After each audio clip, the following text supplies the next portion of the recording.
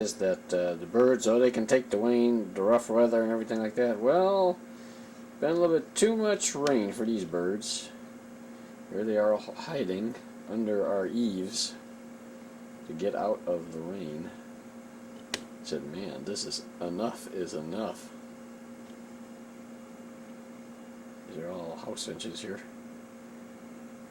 And they like just sitting in these slots out of the wet. And in fact, I think I count 11 now hiding out of the rain. I've never seen this before. Phew, it's wet out there, he says.